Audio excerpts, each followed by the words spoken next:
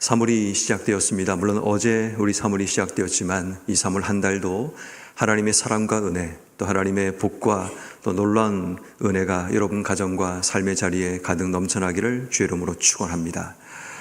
오늘 우리가 읽고 있는 성경 말씀인 마태복음 19장에 보면 두 가지 사건을 소개하고 있습니다. 하나는 어린아이와 천국에 대한 이야기를 소개하고 있고, 다른 하나는 부자 청년과 영생에 대한 이야기를 소개하고 있습니다. 결국 이 두 가지 사건은 모두가 지향하는 방향이 천국과 영생에 대한 이야기를 우리에게 소개하고 있다는 것을 보게 됩니다. 먼저 우리가 살펴볼 것은 어린아이와 천국에 대한 부분입니다.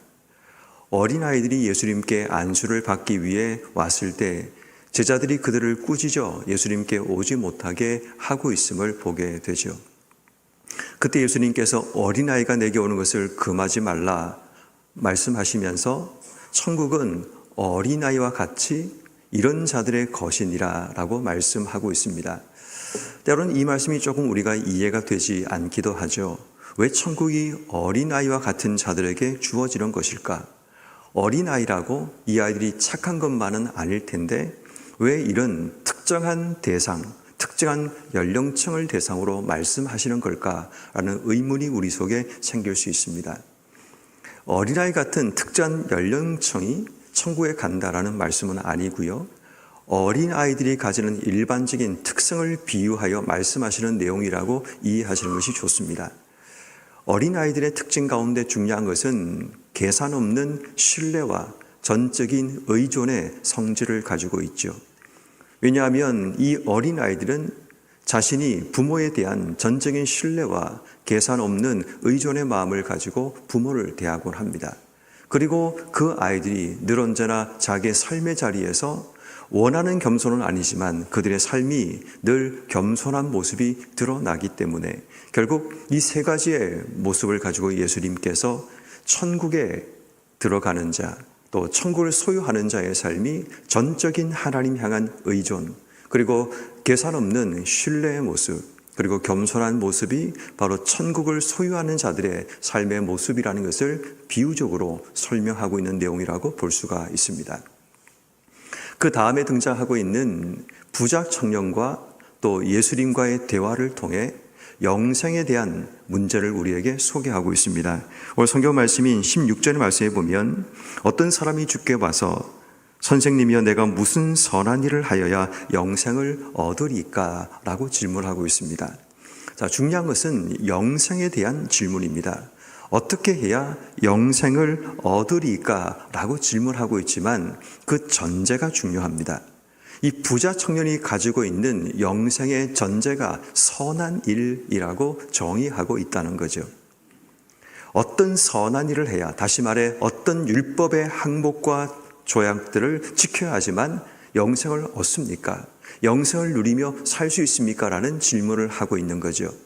그때 예수님께서 대답하시기를 17절 말씀에 어찌하여 선한 일을 내게 묻느냐? 자, 선한 일을 가지고 영생을 얻는다고 생각하느냐? 라는 질문과 동일합니다. 그리고 예수님 하시는 말씀이 선한 이는 오직 한 분이니라. 내가 생명에 들어가려면 계명들을 지키라 라고 말씀합니다. 그냥 이대로 읽게 되면 선한 일이 계명을 지키는 것이다 라고 이해할 수 있지만 그런 의미는 아닌 것 같습니다. 선한 일을 통해 영생에 들어가려고 하는 이 부자 청년에게 예수님께서는 선한 일이 아니라 선한 이에게 영생의 문제가 달려있다라는 이야기를 하시는 겁니다. 선한 일이 아니라 선한 이에게, 선한 이의 주권과 섭리에 우리의 영생의 문제가 달려있고 그 선한 일을 따르는 자, 그 선한 이와 함께 인생의 길을 걷는 자들은 그분이 정하신 율법의 말씀을 따라 살아가는 자다라는 것을 소개하는 겁니다. 똑같은 말처럼 보이지만 이것은 다릅니다. 우리의 구원이 인간의 노력과 인간의 수고를 통해 얻어지느냐라고 할 때 아니요가 정답이죠. 우리의 구원이 우리의 노력과 우리의 선행을 통해 얻어지는 것이 아니라 하나님과의 바른 관계, 하나님 안에 우리의 구원이 있다는 것이 성경이 말하는 진리입니다. 다시 말해 선한 일을 통해 인간의 노력과 행위를 통해 영생의 길에 서고자 하는 자에게 우리 인생의 구원과 영생은 선한 일을 통해 주어지는 것이 아니라 선한 일을 통해 선한 이 바로 하나님을 통해 우리에게 주어진다는 사실을 우리에게 말씀하고 있는 겁니다. 그리고 이제 이 청년과 대화 가운데 청년이 자신이 지켰던 율법에 대한 이야기를 쭉 하고 있습니다. 20절 말씀에 이 모든 것을 내가 지켰사오니 아직도 무엇이 부족하니까? 라고 질문합니다. 그때 예수님께서 21절 말씀에 내가 온전하고자 할진대 가서 내 소유를 받아 가난한 자에게 주라. 그리하면 하늘에서 보화가 있으리라. 그리고 와서 나를 따르라 라고 말씀합니다. 자, 여기서 중요한 단어 온전하고자 할진대. 여기서 말하는 온전하다라는 이 말은 갈라지지 않는 우리의 마음을 의미합니다. 여기서 말하는 온전하다는 이 말은 하나님께서 우리의 삶의 본래 정하신 용도에 맞게 사는 삶을 의미합니다. 하나님께서 우리의 삶의 본래 정하신 용도에 맞는 삶이 온전함이고 하나님 향한 갈라지지 않는 마음이 온전함이라면 그 다음 절에 나오는 22절 말씀에 이 청년의 모습이 드러나게 되죠. 청년이 재물이 많음으로 이 말씀을 듣고 근심하며 가니라 라는 말씀으로 이 말씀이 마무리됩니다. 온전하고자 할진대 하나님의 본래 목적, 갈라지지 않는 그 마음이 하나님이 요구하셨던 부분이라면 이 청년의 마음은 자신의 소유와 하나님과 이 영생의 관계 속에서 갈라진 마음으로 떠나가고 있는 모습을 보게 됩니다. 결국 오늘 말씀이 우리에게 주고자 하는 교훈의 말씀은 우리가 천국과 영생을 소유하고 천국과 영생을 누리며 이 땅의 삶을 살아가기 위해 우리가 어떻게 살아가야 되는가, 그것을 우리에게 설명하고 있습니다. 3월 한 달이 우리에게 시작되었고 이 한 달 우리의 삶이 천국의 삶, 영생을 누리며 사는 그 삶을 살아가기 위해 우리에게 하나님이 요구하시는 것이 무엇인가를 오늘 본문을 통해 우리는 정확하게 찾아내야 됩니다. 그 첫 번째가 이겁니다. 선한 일이 아니라 선한 이와 바른 관계 속에 살아가는 겁니다. 우리가 선한 일을 하면서 우리의 삶의 의를 쌓으려고 하는 것이 아니라 하나님과 바른 관계, 우리의 삶에 선한 일을 행하시고 착한 일을 행하시는 그 하나님과의 바른 관계 속에 우리의 삶을 살아가는 것이 우리의 삶에 필요하다는 겁니다. 그 바른 관계를 맺기 위해 어린 아이가 보이는 것처럼 전적인 신뢰, 계산 없는 그런 믿음을 가지고 그 하나님 앞에 겸손하게 서는 삶이 우리에게 필요합니다. 하나님과의 바른 관계는 우리의 삶에 굉장히 중요한 삶의 지침이자 핵심입니다. 하나님과 바른 관계를 맺기 위해 때로는 포기해야 될 부분이 있습니다.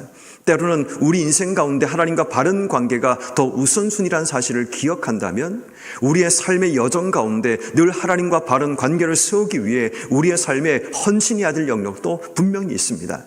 그러므로 이 한 달 우리가 하나님과 바른 관계, 우리의 구원의 주체가 하나님이시기에 내가 아니라 나의 선한 일이 아니라 나의 어떤 면이 아니라 하나님의 주권과 섭리와 은혜 가운데 우리의 구원이 달려있다면 이 한 달 우리의 구원을 이루어 가신 그 하나님 앞에 바른 관계를 세워나가는 우리가 되기 위해 기도하고 그분을 향한 전적인 신뢰와 전적인 위탁과 그리고 전적인 하나님 앞에 겸손함을 드러내는 우리의 삶이 되도록 이 한 달 기도하며 준비해야 합니다.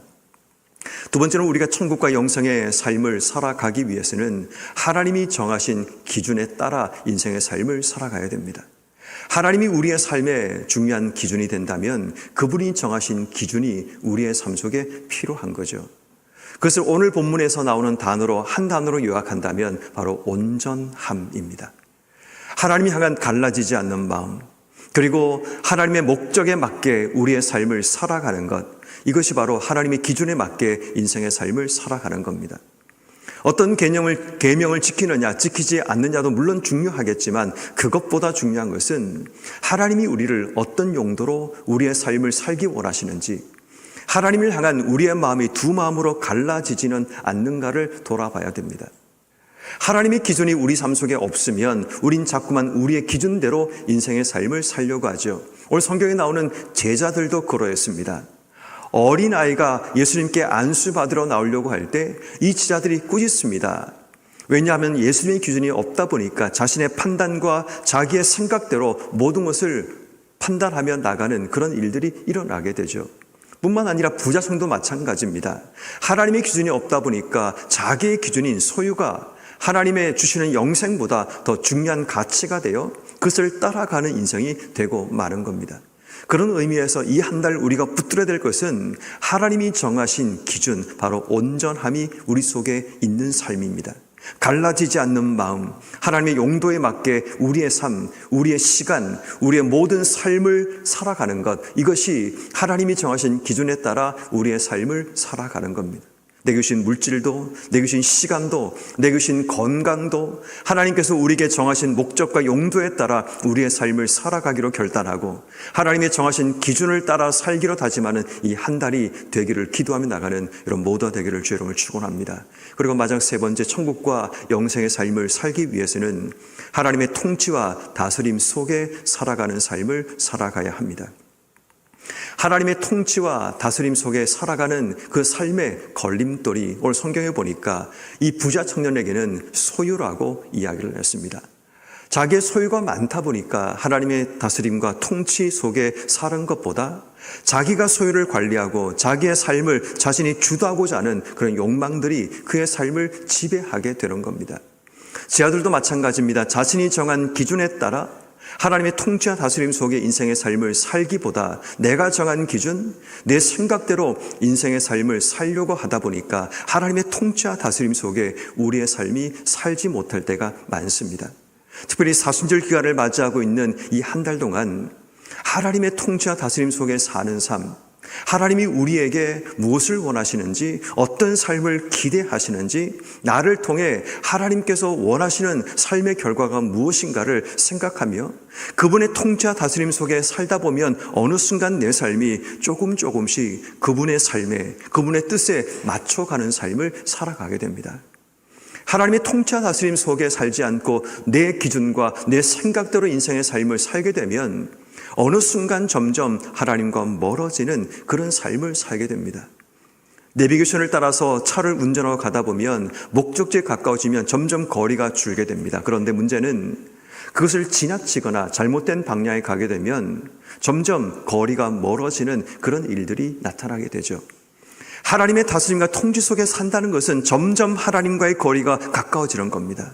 그분의 뜻이 나의 뜻이 되고 그분의 생각이 나의 생각이 되고 그분의 마음이 나의 마음이 되는 삶, 이게 바로 하나님의 다스림과 통치 아래 살아가는 삶이 되는 겁니다. 그러므로 우리가 시작하는 이 3월 한 달 동안 우리의 구원이, 우리의 영생과 천국이 하나님의 손에 있다는 사실을 기억하고 그분이 정하신 기준, 그분의 다스림과 통치 아래 살아가는 이 한 달이 되도록 기도하고 준비하는 우리 모두가 되었으면 좋겠습니다.